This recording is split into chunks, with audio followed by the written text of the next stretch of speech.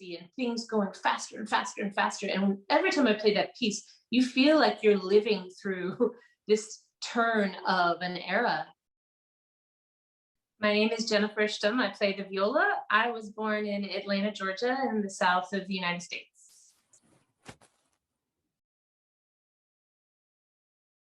So I'm a little bit different from some violists. I never played the violin, and I actually started playing viola in my school's little children's orchestra when I was 8.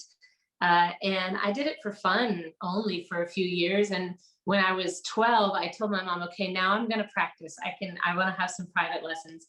And so my first few years, my relationship with music was just that this is something that's really fun to do.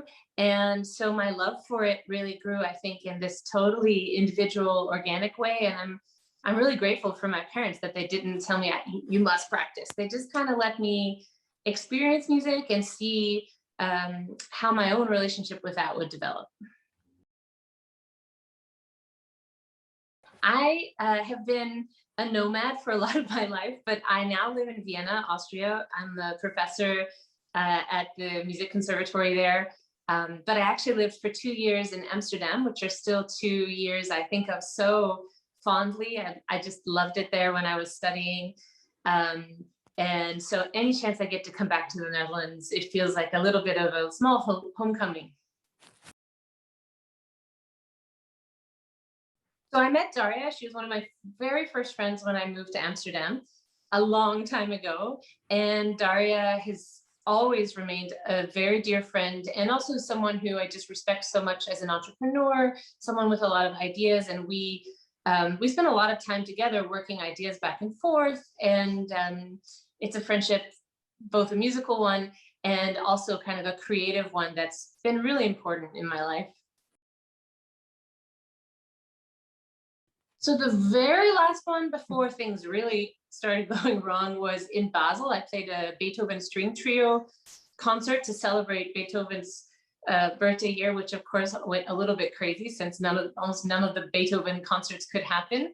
And then I got a little bit of a lucky break in the middle of the pandemic, where I went to Norway and I played a series of concerts at a festival in Trondheim with a lot of friends. So I think we all breathed a big, just to have a chance to see each other and play. But that was the last one was actually the end of October in 2020. So it's been a long time.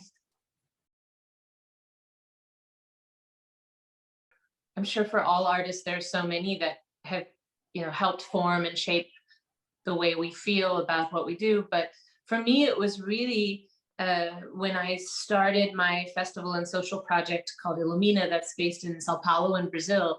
And I think this feeling that I was creating a little musical world that was coming from me and bringing together a group of people who I loved and I believed in, and some people I didn't even know, but I loved how they played. And that together we were really forming this international family of musicians that has probably shaped my life in the biggest way. Feeling also that music has such power to transform realities for people, for all people. And Illumina, I think, from that very first moment in 2015, has kept that energy going throughout my life, and it helps fuel my creativity in other spheres. And hopefully does that for the other artists who come to Brazil and work with us.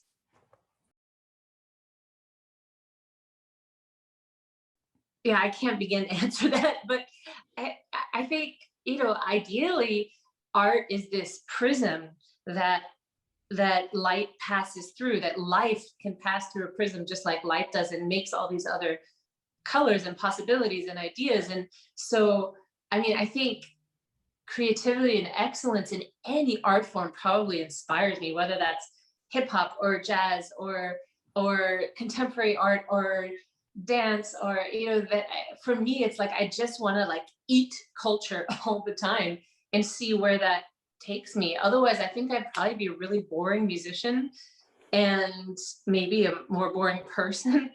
And so I guess for me, this great excitement that the world is so full of amazing people creating things based on their own reality, and I guess that's also why live performance is so important and exciting, right? That you need to have this feeling of energy that someone is bringing to an audience and that the audience is giving back.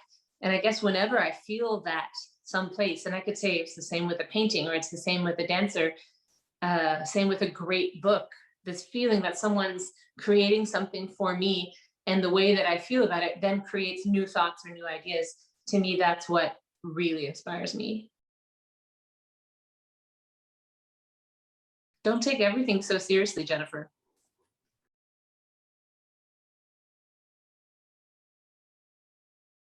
I think I'm a survivor. I think I would live no matter what, but I would for sure miss a lot of people and a lot of beautiful things.